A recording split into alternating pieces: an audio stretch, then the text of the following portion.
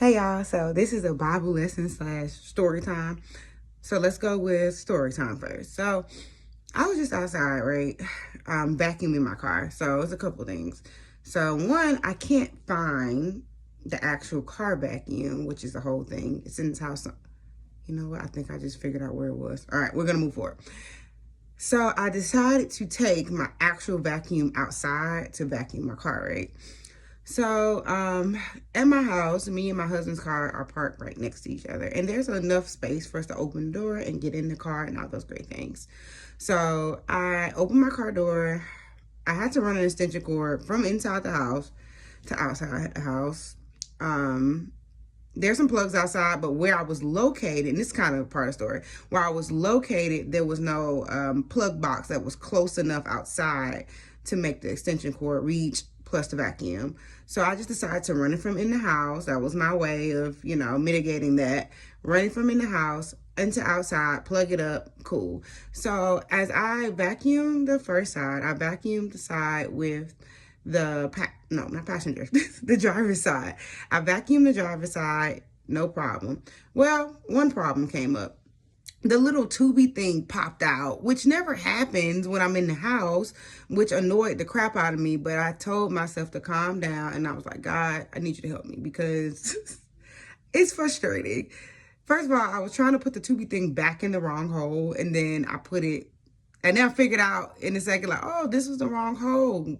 But I wouldn't have noticed that if I didn't calm down. So that's a thing. So I put it in the right hole.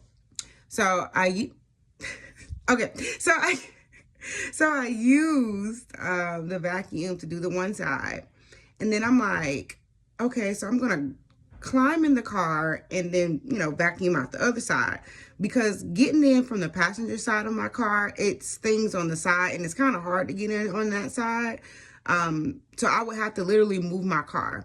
So I tried to do it. I tried to pull the vacuum in. This sounds goofy, right? I tried to pull the vacuum in, vacuum it off, right? And it doesn't work out well. It winds up hurting my little fingers, because you see my fingers are red because I touched the bottom of the vacuum that was moving.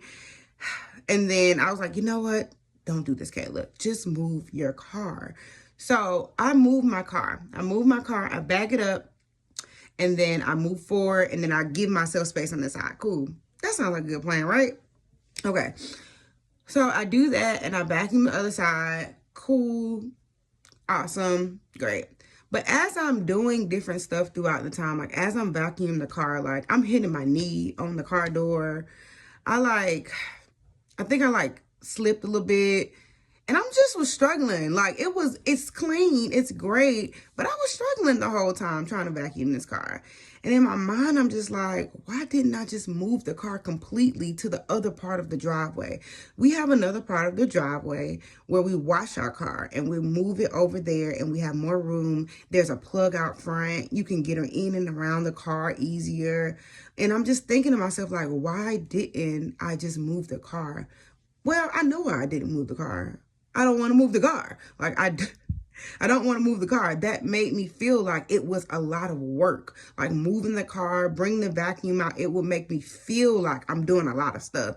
And sometimes I don't want to feel like I'm doing a lot, even when it is a lot. So I try to take shortcuts to make myself feel as if it's not a lot.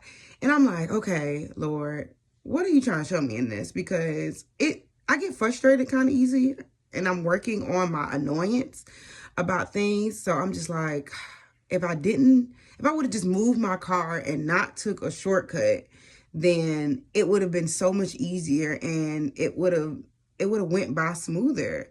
So I decided to take a moment and look in the Bible and see if it said anything about shortcuts. And it did, of course. Yeah. So I found a verse in Proverbs. So this is Proverbs chapter 21, verse number 5. And verse number 5, I'm going to actually grab the Bible. Okay. So this is the King James Version, and I'm going to tell you what the NLT says. But the King James Version, Proverbs 21, chapter 5. And what's funny is I have it highlighted right there. Don't worry about my dirty Bible. It's old. But I have it highlighted. It says, the plans of the diligent lead surely to plenty, but those of everyone who is hasty surely surely to poverty. Let me say that again. The plans of the diligent lead surely to plenty, but those of everyone who is hasty surely leads to poverty. So in the NLT version, it uses the word shortcuts. It says those who take hasty shortcuts. And I'm like, do I take shortcuts in life? Like, do I, sometimes we expect shortcuts. When we take our shortcuts, I just think sometimes, I think with shortcuts that sometimes it leads to more pain. I tried to vacuum my car in a shortcut type of way, but it wound up hurting me more than helping me. The task is done, but I was dinged up along the way. So I just want to, encourage people, like, when you take shortcuts, sometimes that may not be the best way to do it. Sometimes if you do it diligently and just work on it, it is a lot better than taking the shortcut. The shortcut can leave out things. It could cause you pain in the process. Just because things take a little longer or take a little more effort in the beginning, yes, Lord, in the beginning doesn't mean that it won't end up well at the end. Does that make sense? I hope that makes sense. So I just wanted to share with y'all, like, what I just went through, and hopefully I help somebody. Don't take them shortcuts, them driving shortcuts. Sometimes they don't work either. You've ever been in traffic and you try to take a shortcut and the shortcut takes longer than the real way? That's a whole thing. So pay attention to the shortcuts that you take in life, because sometimes they could actually be more detrimental than helpful. Okay, bye.